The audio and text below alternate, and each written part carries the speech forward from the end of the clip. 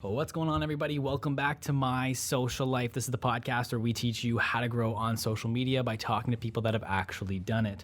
Today, I'm joined by Caleb Ralston. Caleb is a photographer, videographer, adventurer, and he's a videographer for Gary Vaynerchuk. Caleb, welcome to the podcast, man. Thanks for having me. Dude, you said my last name correctly. Most people say Ralston. Really? But you said Ralston. So Hey, I mean, that's a good start for me. Oh, yeah. But where I wanted to start this one actually was Sean Cannell. Yeah, Sean Cannell. Yeah.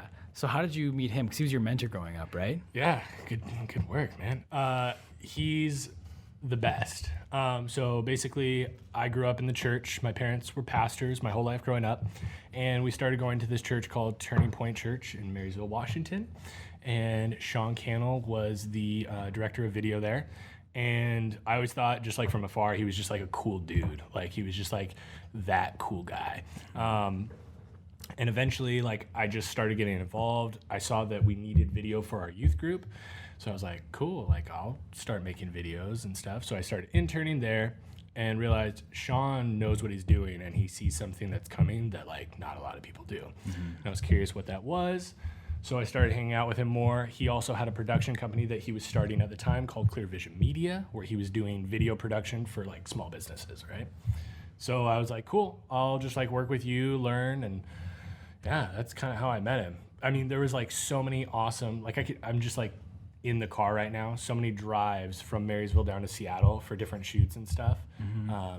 Yeah, Sean's a good guy. Yeah, could you ever predicted where he got to on YouTube and where he is right now?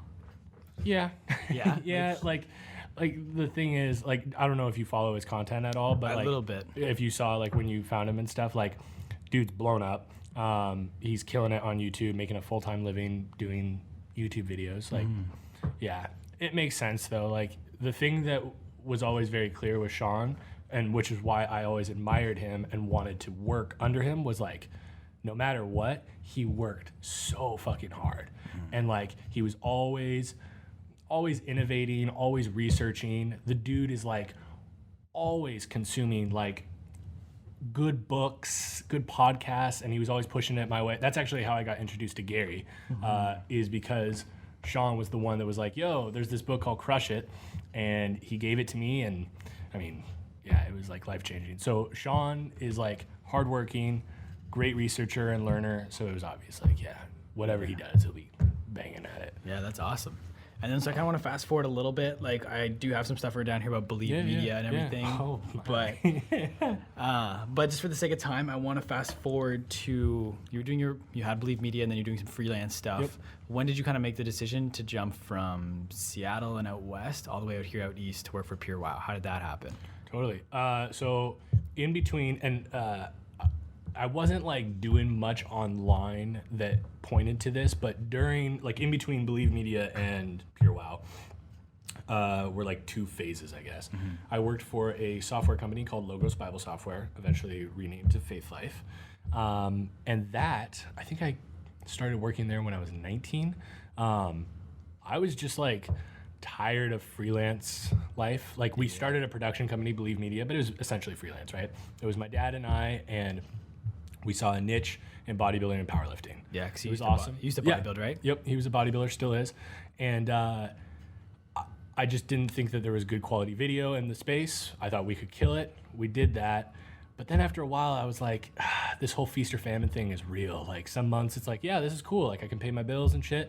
And at the time I was still living with my parents. So thinking about that then was like, yo, I got to figure stuff out if I want to move out.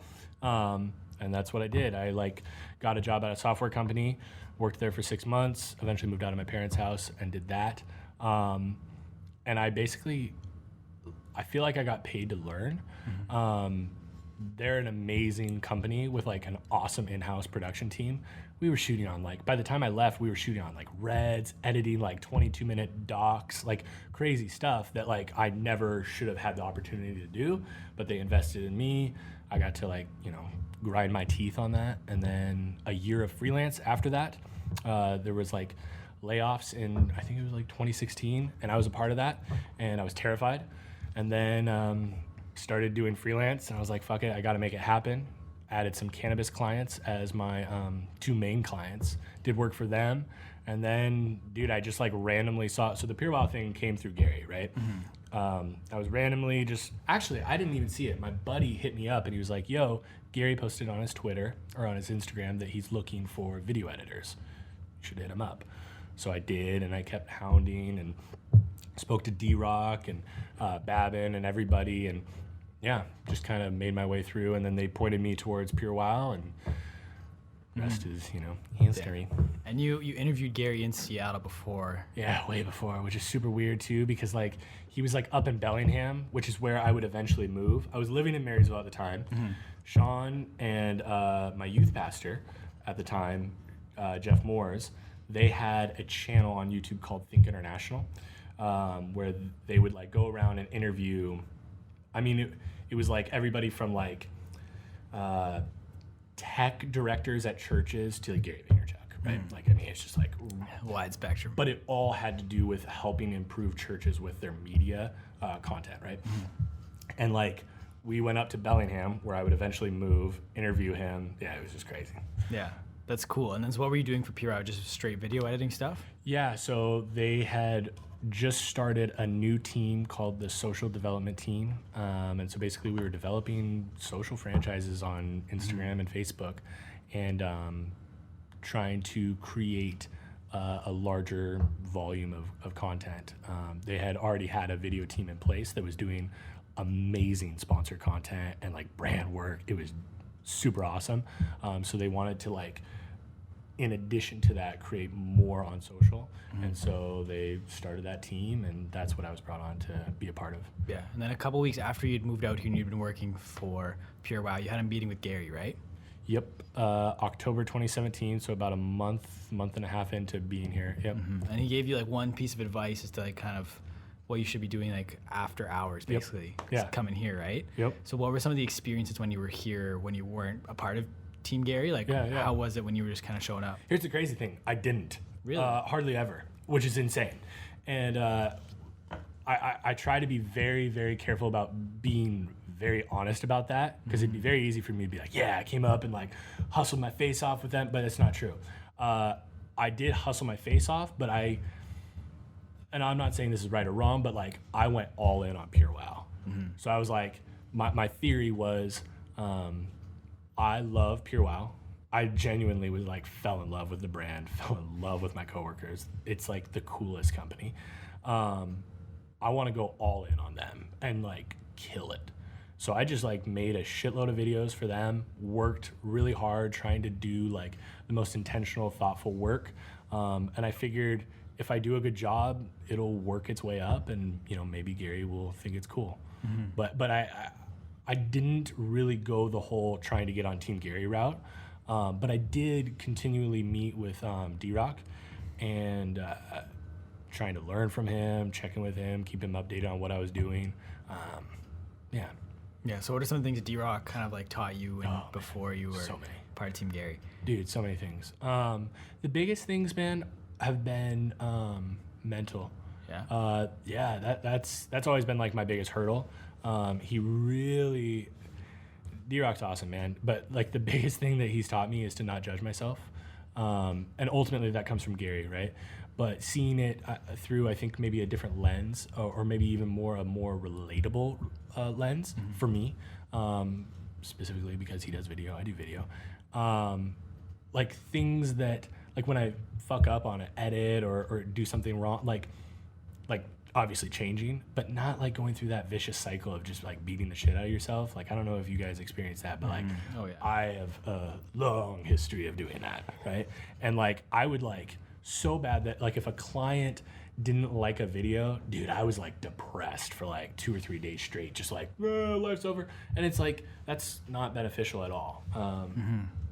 Yeah, mainly that, honestly, that's been the biggest one. Yeah. And then also just like being a good person.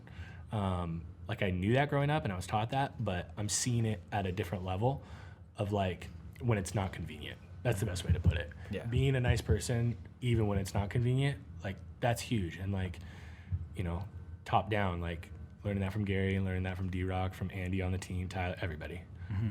Yeah, that's crazy. So then you didn't really come here, like visit the Vayner team or Team Gary at all before you started? Not really. I met the guys. I was honestly,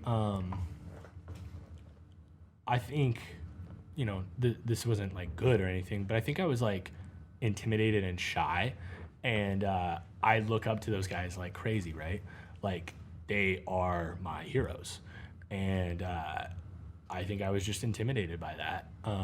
And also like knowing that they're busy as fuck, they're in their grind. But what's funny is like within like 2 hours of being on the team, I realized like, oh fuck, I could come up here and just like shot the shit with them at any time. Yeah. But yeah. And then so there's one point where Andy and DRock kind of pulled you into a room, had a meeting about you joining Team Gary. Yeah. What happened? Like, what was that meeting like? Essentially, they mentioned that they wanted to bring me on the team. Didn't know what that would look like or what the timeline would be. And my response was, fuck. I didn't see it coming. And it was like an instant moment of just like, you know, like when the coach gets the Gatorade dumped on them, I felt like it was that, but instead of Gatorade, it was just honor. Like I just felt so honored. Mm-hmm. Like I was like, this is insane. These are like the best of the best. These are the guys that I've looked up to for years, like since I was like 16. Like to work for the dude that I've been looking up for, like it was just crazy. So I was just flabbergasted. Mm-hmm. It was awesome. Yeah? I bet, dude. That's crazy. Can you tell me about your first day as a part of Team Gary? Yes. Let's see. I think it was a Thursday. It was a Wednesday or a Thursday. So basically what happened was I had set up a vacation in July. It was like a long vacation, a very non-Team Gary vacation. That's not actually true, but that's like, you know, what everybody thinks. But 2 weeks, middle of July. Then I found out after that I was doing the transition. So it worked out perfect. My last day at PureWow was right before the vacation. Went back home, chilled with friends, came back, and like right into it.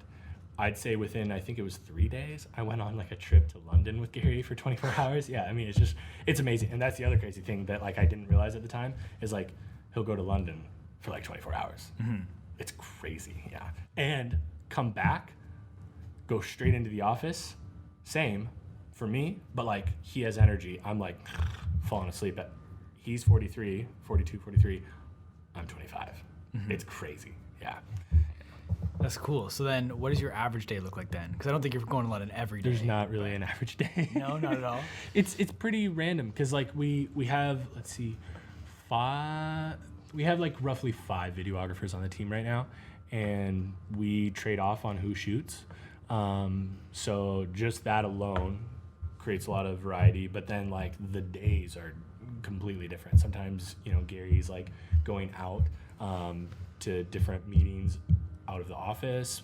Some days it's like all in office. Like today we had like a rapper come through, which that's always really fun, high energy. So those meetings are really fun. That's like some of my favorite shit. 4Ds I love. Mm-hmm.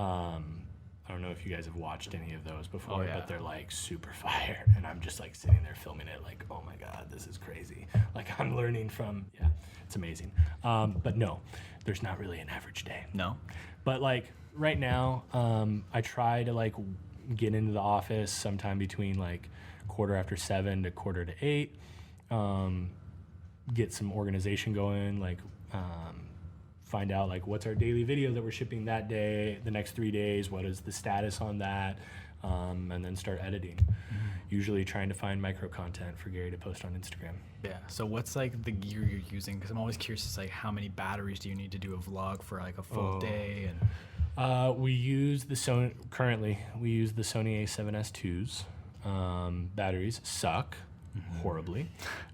So we roll with my pocket will be full of like 9 to 10 batteries in it, like just running around.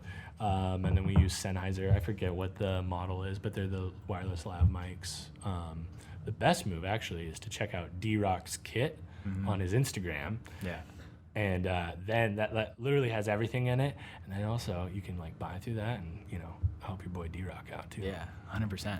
So then like, with always having to change the batteries, this is a question actually coming from Hayden, wanted me to ask. This is a great question. I know where it's going, but keep going. Has there ever been a time where you're like changing the batteries and Gary's done something and you're like, fuck. Yes. I can't. Yeah, tons of times. I can't think of them off the top of my head, but it happened. It doesn't really happen that much anymore, It still does, but I've gotten a lot better at being very intentional about checking the battery percentage, checking how much I have left on the card, checking how much time we've been rolling. Because like the Sony's, it's like 29 minutes or 29:30 or something like that. They just stop, right? So like watching that and then timing when do I start stop, when he's like not talking, when he takes a breath, that's hard to time. But like it's weird. Like I think if you talk to any of the videographers, you like very quickly realize we pick up Gary's cadence pretty well. And like, I don't know, I mean, he is like, you know, you can't quite predict him, but like we try. Yeah. Yeah. Yeah, that's awesome. So then how did that kind of, with having to change the gear and stuff, how does that work for a 6.5-hour vlog? Is it pretty much the same thing? Because it's 100%. The 6.5-hour vlog, I had no idea it was going to be a 6.5-hour vlog until I think it was like 9 p.m. at the airport when he said it. I had no idea. Yeah. I would have shot it differently. Like, I don't know if you watched any of it, but like, I listened to the whole thing. What's fucking hilarious, man, is throughout it, you see how I shoot. Like, it's really interesting. There's a lot of times where I'm like doing like a pan rack focus and I do it like 5 times in a row because I'm trying to get it right, not realizing that we would put, it was actually, when he said it, it made me realize, like, because we did it originally with DRock's footage from Mumbai, right? And I was like, this is super cool, whatever. Didn't think too much about it. But then when I realized, oh, this is my footage. Oh, this is terrifying. We're like putting it out to the world. Like, I'm judged for this. Like, it was crazy. But like ultimately realizing, like, 1, it doesn't matter. 2, like anybody that forms their opinion on that, like, doesn't matter, because like that's not what the video is about. And checking my own ego and not judging myself. And yeah, it's been like one of my favorite projects actually. For Really? Gary. Yeah. So second to Trash Talk, but yeah. Oh, yeah. So were you shooting on Trash Talk? No. no, the legendary DRock was doing that. Yeah. But one thing I did notice with that 6.5-hour vlog is I think Gary referenced it multiple times throughout that was you're the best at asking him questions when you're shooting the vlog. Yeah. I ask intentional questions. Yeah. Yeah. It's like, where does it, like, how do you think your questions is just like, if you have like any question, you just ask it, or? I don't know, man. So he said that. My sister saw on Instagram the carousel he uploaded, and the last slide had him saying that in it. And she said, oh, this doesn't surprise me. You've been asking great questions or hard questions since you were a little kid.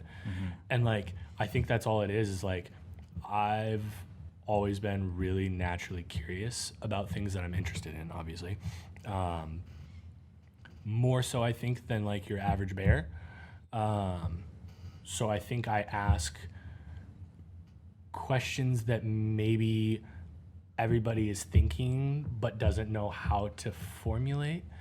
I also like sit on questions for a while. Like, I have a bank, because I watched Gary for so many years, like I have a bank of unanswered moments, right? Like things that he said that were like, oh, that's really good, but, you know, like clarification on things. So I feel like maybe that's a good thing. And then I think also like being observant. I think like as a videographer, as a filmmaker, whatever you want to call it, like noticing like little things, like not to get like weird, but like I look at like his mannerisms and like what he does with his eyes and like his hand gestures. I'm not a psychologist, I don't know shit, but I know like some people call it, I think they call it, especially in like the business world and investing, pattern recognition, right? Like investors use that for like knowing who to invest in. I think I do that just on like how people interact with other people, if that makes any sense. Yeah, no, 100%. So like one little fun thing that I will eventually ask Gary that maybe you'll notice now when you see his footage, when he says something a little bit more intense that's a little bit harder for the other person to hear, he does this little nod at the end. I've seen a couple other people that do it too, and it's something like very interesting that I'm like curious about. But that's like a little example of like, I've watched him for years and now sitting in the car with him or whatever, or like watching like those meetups, like at Complex, for example, right? Hundreds of people come and talk to him. Like he's interacting with them, so he's doing the main work, but I also get to watch how he handles those situations. So that's kind of, I think, maybe where that comes from. Yeah. No, that's cool. So is there anything else that like Gary's done, like almost like behind the scenes that you weren't expecting coming into it? Like, I know the head knob is one thing, but is there anything else he's kind of done where you've been like, He's the best guy ever. really? Yeah, it's crazy, man. Like it blows my mind. He does so many things that don't make sense, business-wise or financially, because it's the right thing or the good thing. Like, yeah, he's like, I don't know how to explain it other than like, he's better than he comes across in videos. Really? Yeah. Like, I was a little worried to meet him, you know, because like, you know, the whole saying, you know, don't meet your idols type thing, right? I was worried about that because like he comes off like this very like big character, but it comes across sometimes like a character. And then like now that I work for the dude and I get to like, you know, I have the opportunity to get to travel with him sometimes and see him like a lot, and like, I don't know, he's just consistently awesome. Yeah. And yeah, it's just crazy. Do you have any like examples that just like, that might be tough to quantify, but Yeah, I'm trying to think on the spot. Like, I mean, the things that he does for employees that no longer work for Vayner years later, it's crazy. Okay, so in the mega vlog, actually, this is a great example. In the mega vlog, the Miami one, I don't know the timestamp off the top of my head, but there's a point where I asked him a question about like personal branding or whatever, and we talked about that. But then he showed me an email, and he shows the camera an email that he sent minutes before I asked the question, and it was just to like a former employee from years ago. Yeah. And it was something to the effect of like, love you so much, I want to help you in whatever way I can. Yeah. Like things like that, it's crazy, right? Yeah. It's nuts. And that's nuts alone, right? But if you actually saw Gary's day, that's super nuts. Like he has no time. Like there's like 5-minute meetings, there's like 2-minute meetings, 3-minute meetings. Like the pre-rolls that you guys see, like before a video or something like that, oftentimes he's like walking in the hallway on the way to a meeting. We'll stop him for a second, he'll record it, like he'll grab the mic real quick, do it, and then like go into the next meeting. Like that's another thing that's amazing about him, is his ability to just like go from like this moment to like this to this to this, and in each thing, that's all that exists. Yeah, it's crazy. Yeah, he's dope. Yeah, Gary's cool. That's unreal. Yeah. So like, can you take me back to the first time you met him then? Well, first time I met him was like, I think it was like 2013, 14, back in Bellingham when we did that interview. And that was during the Thank You Economy tour. I didn't really talk to him at all.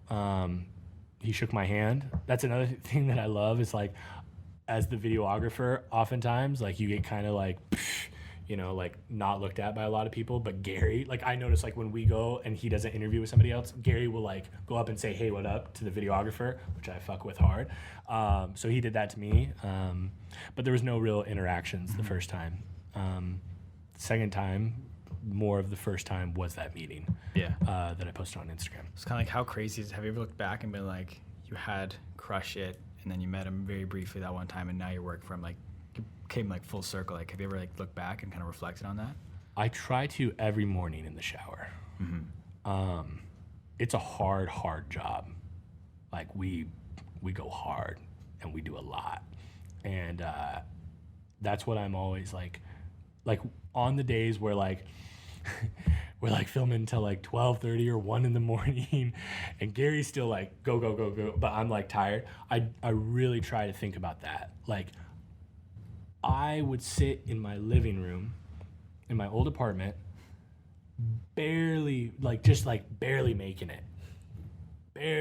it, watching Gary videos, getting stoked, and then being like, yep, I got this. And now I'm like filming those videos. Dude, it's crazy. And I think about it often. Like, there's moments where it hits harder, but it's amazing, man. It's weird. It shouldn't have happened. Yeah. Like, it really should not have happened. Yeah. And I know you said every day isn't really the same, but this is actually a question someone sent me when he found out that you were coming on the podcast. His name's, I'll just give him a shout out. It's at ASFmedia on Instagram, but he was curious as to how many hours in a day you would ballpark that you work. I'd say on a low end, 8 or 9. Okay. And then like the extremes, which I will make sure that I say extremes, not often, but like for trash talk, the first 3 episodes, let's see, we would get the footage. I would get the footage on Monday morning from DRock, and every day that week I would work probably 11 to 13 hour days. And then Thursday, that morning, I'd get in around 8. And then I wouldn't leave the office until about noon to 1 on Friday the next day. So I would do like a full like 25, 26 hours straight on it.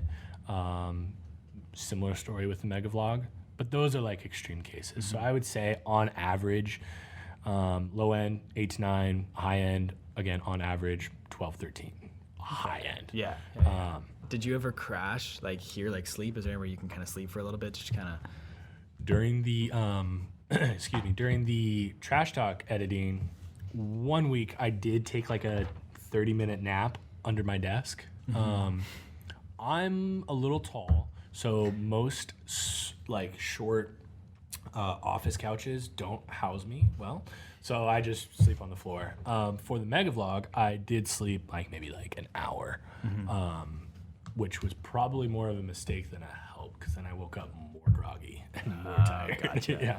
So I would not advise sleeping on an overnight edit. Yeah.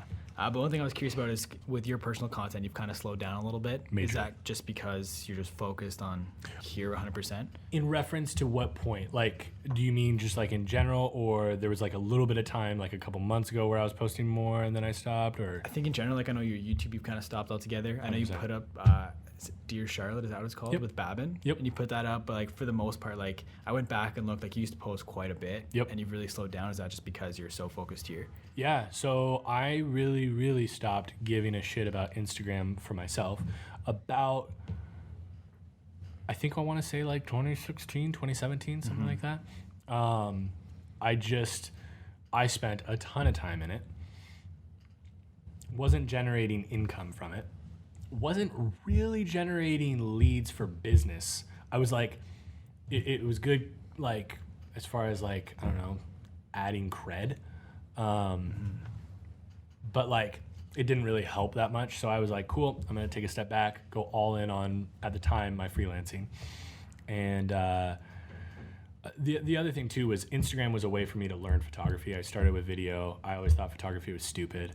And then I took a photo and I was like, oh, this is amazing. Like, you guys are legit. Photography is like, it's so much different than video. And yeah, there was like my way to do that. So the moment that I felt like, not that I'm like a good photographer, but I got to the level that I wanted to be, I was like, cool, do more video stuff. And then also just the more that I started leaning into like wherever I worked, the more it just made sense that like I can come back to the whole personal branding thing later, which is a weird thing to say. And I don't believe that for most people. And I think that's like overall a mistake that a lot of creatives make. I got into a good place because I work for GaryVee. So like if you watch the vlog, he talks about this because I asked him this question.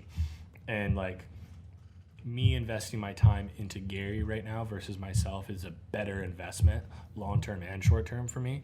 But I think about it every day. Yeah. So speaking of long-term, like what are some long-term goals that you're going after? It's funny. Every year that I get older, I feel like they become less and less specific. I was that kid that like when I was like 10 years old, I knew what my life was going to look like. I thought about what life was going to be like in my 30s when I was like 12, you know. Now I know I want to do video, and I know I want to do cool shit that I enjoy.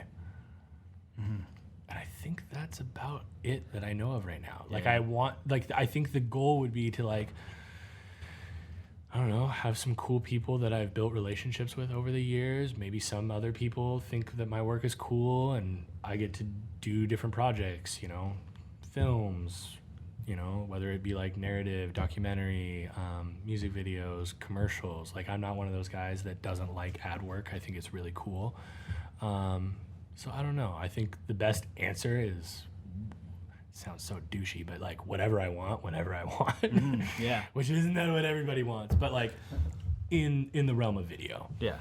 That's awesome, man. Well, I know we're kind of pressed for time. You got a Knicks game you got to go to.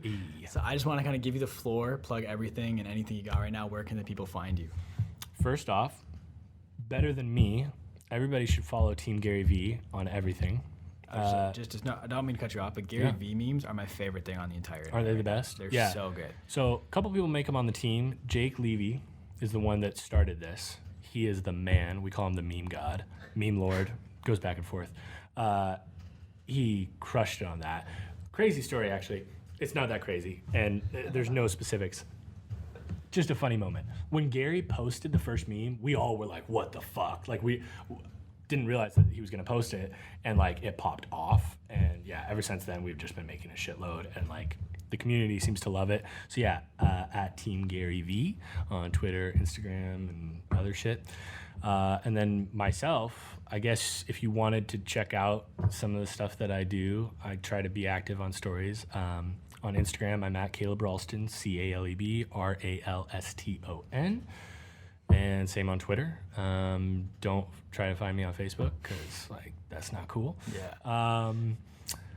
Let's see. I guess I'm on YouTube, but I haven't posted anything for a second. So like maybe check it out. Oh, actually, something I did last year. So it's been a whole year, but I'm really still stoked on it. I just posted on my Instagram TV this like short film that I made with a homie, Michael Kelly. It's called Heroine of Tattoos. It's like a 9.5-minute short film, little like doc on him. Basically, the pitch is work-life balance, investing time in craft versus investing time in relationships. And that was one that it was just like weirdly unique because that's something I've always and probably always will be debating and considering in my head. And when he was doing the tattoo on my hand, I just was talking to him and realizing, oh shit, he thinks similarly. Oh, I could tell kind of my story through him and in turn also learn his perspective on it and stuff like that. So it was really cool. So if you want to check that out, that would be fucking awesome. Awesome, man. Well, I just want to thank you for taking the time to come on this podcast. I really appreciate it. And I just want to thank everybody for listening to this episode, whether you've listened the entire way through or you've only listened to bits and pieces. I really appreciate you taking the time to check this out. Do me a big solid, guys. Go follow Caleb on Instagram. Go follow Team GaryVee. I'll make sure everything is linked in the show notes down below. And if you'd like to follow me, you can find me at the Jacob Kelly on Twitter and Instagram. Thank you once again for listening, everybody. We'll talk soon. Groovy, dude. That was dope.